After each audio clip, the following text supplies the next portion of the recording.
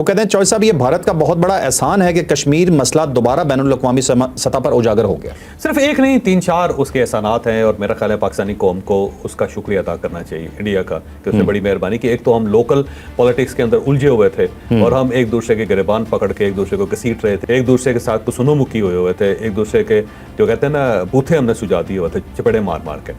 تو اچانک جب انڈیا کی طرف سے یہ واقعہ ہوا تو سب لوگ اپنی اپنی لڑائی بھول کے انڈیا کے اوپر فوکس ہو گئے.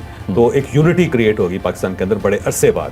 تو یہ یونٹی ہمیں پلوامہ کے واقعے کے بعد 2019 میں نظر آئی تھی، اور اس کے بعد پھر اب 2025 میں جا کے یعنی 6 سال بعد یہ وقت آیا ہے کہ پوری قوم ایک جگہ پہ یونائٹ ہوئی. تو یہ میرا خیال انڈیا کا بڑا احسان ہے اور پاکستانیوں کو اس کا شکریہ ادا کرنا چاہیے. دوسرا یہ ہے کہ جو ہماری پیٹی قسم کی سیاست ہے وہ چھوٹی سیاست ہے، ہم اس کے اندر بڑے الجھے ہوئے تھے کہ عمران خان صاحب کے ساتھ کیا ہوا. عمران خان صاحب نے آج دمبے کی ران کھائی یا نہیں کھائی، ان کو دیسی مرغ ملا نہ ملا، ان کو دیسی گھی میں وہ کھانا دیا گیا یا نہیں دیا گیا، انہوں نے عید ملی یا نہیں ملی، انہوں نے عید پڑھی یا نہیں پڑھی، ان کی بہنوں کے ساتھ ان کی ملاقات ہوئی یا نہ ہوئی.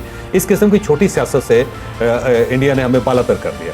عمران خان صاحب ارریلیونٹ ہو گئے. اس سے پہلے عمران خان صاحب بہت ریلیونٹ تھے اور روز میڈیا اور سوشل میڈیا کے ذریعے وہ مت مارتے تھے پوری قوم کی. یہ ہو گیا.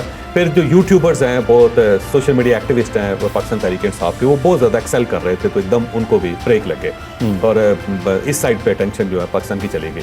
تو اب آپ دیکھیں نا جو اعجاز چودھری صاحب ان کی ضمانت ہوئی ہے، خبر آپ کو کسی نظر ہی نہیں آتی، اس لیے نظر نہیں آتی کہ ارریلیونٹ ہو گئی ہیں ساری خبریں. تو یہ ان کا بہت بڑا شکریہ ہے. تو تیسری بات یہ ہے کہ انہوں نے یاد کروا دیا کہ پانی پاکستان کے لیے کتنا امپورٹنٹ ہے، اور اگر ہم نے پانی کے اوپر فوکس نہ کیا اور اپنے معاملات پانی کے اوپر درست نہ کیے تو پاکستان قحط سالی کا شکار ہو جائے گا. تو ہم پانی کے بارے میں کنسرنڈ ہو گئے، ہمیں اپنے دریاؤں کا پتہ چل گیا، ہمیں سندھ طاس معاہدے کا پتہ چل گیا، ہمیں یہ پتہ چل گیا کہ انڈسٹری اور پاکستان کے لیے کتنا امپورٹنٹ ہے وہ ہے. اور چوتھا یہ ہے کہ پاکستانی فوج جو ہے اس کا امیج بڑا بہتر ہو گیا. اس سے پہلے لوکل پالیٹکس کی وجہ سے پاکستان آرمی کا امیج بڑا خراب ہو رہا تھا، اور یہ سمجھا جا رہا تھا کہ پاکستانیوں کے ہاتھوں پاکستان آرمی جو بدنام ہو رہی ہے. لیکن اس جنگ کی وجہ سے، جھڑپ کی وجہ سے، یا اس سے ایک ہفتے کے فیز کی وجہ سے پاکستان آرمی کا امیج دوبارہ بہت زیادہ ڈیولپ ہو گیا.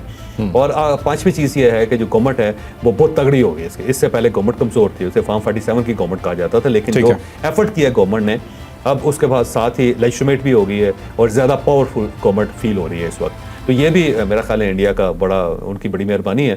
اور اس کے ساتھ ساتھ جو ہمارے دریاؤں میں پانی چھوڑا جا رہا ہے اس وقت، اس کا بھی بہت شکریہ. تو صرف یہ نہیں کہا جا سکتا کہ جی انڈیا نے کوئی یہ مہربانیاں کی، انڈیا نے اور بڑی مہربانیاں کرتی ہیں سارے معاملے میں. تو پاکستان کا جو بزنس ہے اب بہتر چلنا شروع ہو گیا. ٹھیک ہے.